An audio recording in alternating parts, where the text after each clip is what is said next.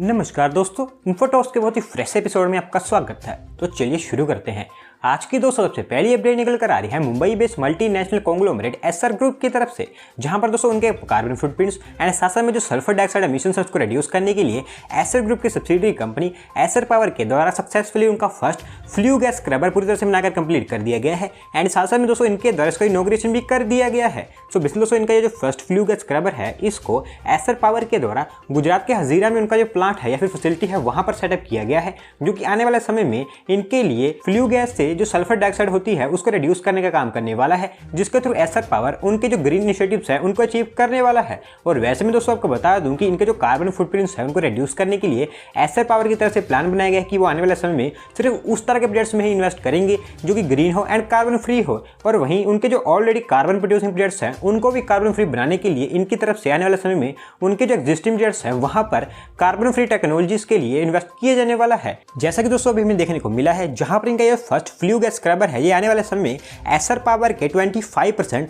Sulphur dioxide emissions को reduce करने वाला है। अगली दोस्तों अपडेट निकल कर आ रही है कोलकाता सिटी में लोकेटेड श्यामा प्रसाद मुखर्जी पोर्ट को लेकर, जहां पर दोस्तों इस पोर्ट पर जो कार्गो मूवमेंट है उसको इंक्रीज करने एंड साथ ही साथ में इस पोर्ट पर जो फैसिलिटीज उसको और भी बेहतर बनाने के लिए हमारी union ministry for ports, shipping and waterways की तरफ से यहाँ पर 3 न्यू प्रोजेक्ट्स को इनोग्रेट कर दिया गया है, जो कि इस पोर्ट पर नेताजी सुभाष डॉक के लिए इनोग्रेट किए गए हैं। सो बिस्लो अगर आपको इंडिविजुअली बताऊं, सबसे पहले यहाँ पर एक न्यू कैंटीन बिल्डिंग बनाकर इनोग्रेट की गई है, जिस पर 1 करोड़ रुपये स्पेंड किए गए हैं। एंड आने वाले समय में ये न्यू कैंटीन बिल्डिंग यहाँ पर जो स्टाफ वेलबींग है एंड प्रोडक्टिविटी है उसको इंक्रीज करने का काम करने वाली है। एंड इसी के साथ साथ में यहाँ पर 2 न्यू रोड्स का भी कंस्ट्रक्शन कंप्लीट कर दिया गया है, जिसी के साथ साथ ड्रेन वर्क्स, फुटपाथ वर्क्स इनको भी इंक्लूड किया गया है। एंड दोस्तों इनमें से जो फर्स्ट रोड है उसको 21.44 करोड़ रुपये स्पेंड करके कंप्लीट किया गया है। एंड वही जो सेकंड रोड है उस पर भी 18.13 करोड़ रुपये स्पेंड किए गए हैं। और वैसे में दोस्तों आपको बता दूं कि जो रोड्स है यहाँ पर इनकी काफ़ी ज़्यादा जरूरत थी, क्योंकि यहाँ पर जो ट्रैफिक देखने को मिलता था वो भी काफ़ी ज़्यादा था, जो कि अब इस रोड के बनने से काफ़ी रिड्यूस हो जाएगा।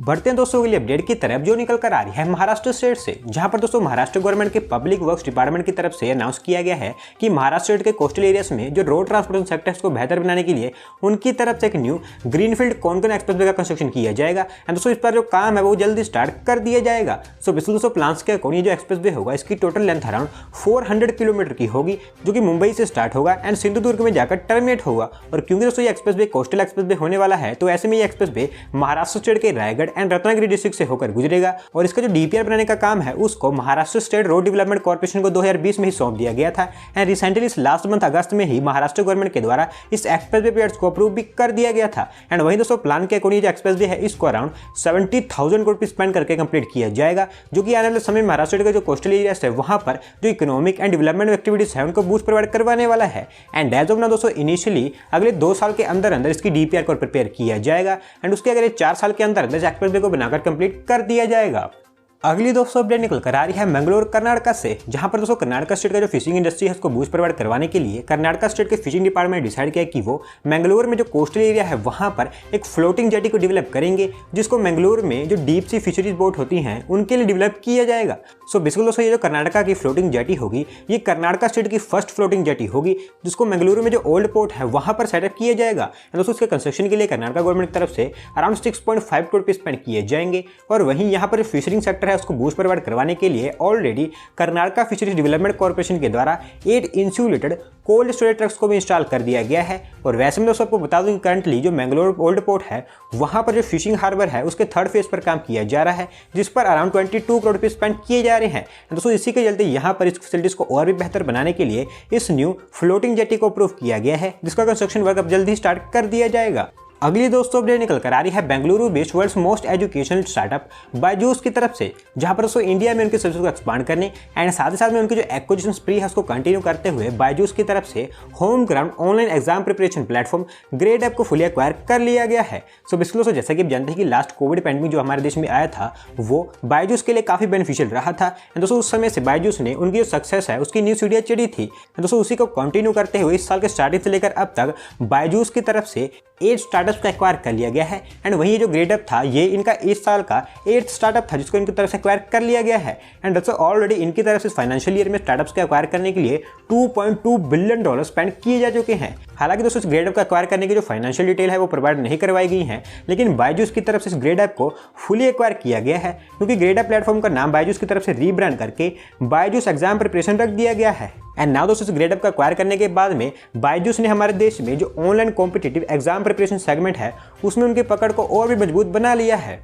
अगली दोस्तों अपडेट निकल कर आ रही है मध्य प्रदेश स्टेट में लोकेटेड हबीबगंज रेलवे स्टेशन को लेकर, जहां पर दोस्तों the associated chambers of commerce and industry of India जो कि एक न्यू दिल्ली बेस्ड एनजीओ है उनकी तरफ से हबीबगंज रेलवे स्टेशन को 5 स्टार GEM रेटिंग दे दी गई है। एंड नाउ दोस्तों ये रेटिंग प्राप्त करने वाला हबीबगंज रेलवे स्टेशन हमारी इंडियन रेलवेज का फर्स्ट रीडेवलप रेलवे स्टेशन बन चुका है। सो बेसिकली दोस्तों ये जो एनजीओ है जो कि एसोचैम जिसको कहा जाता है, ये रेलवे स्टेशन को उनके green, sustainable design and eco friendly projects के बेसिस पर रेटिंग प्रोवाइड करती है। एंड सिर्फ रेलवे स्टेशन ही नहीं बल्कि हमारे देश में ये NGO residential, commercial, urban development, school, colleges, factories, hotel, इस तरह की जो बिल्डिंग्स हैं उनको भी रेटिंग प्रोवाइड करती है। और क्योंकि दोस्तों जो हबीबगंज रेलवे स्टेशन है उसको रीडेवलप करके एक वर्ल्ड क्लास रेलवे स्टेशन बना दिया गया है, तो इसी के चलते एसोचैम की तरफ से हबीबगंज रेलवे स्टेशन को GEM 5 स्टार रेटिंग दी गई है, जिसमें solar energy, water conservation, uses of energy efficient electrical equipment, integration with Bhopal metro, safety and security of passengers, ये कुछ मेन पिलर्स है जिनके बेसिस पर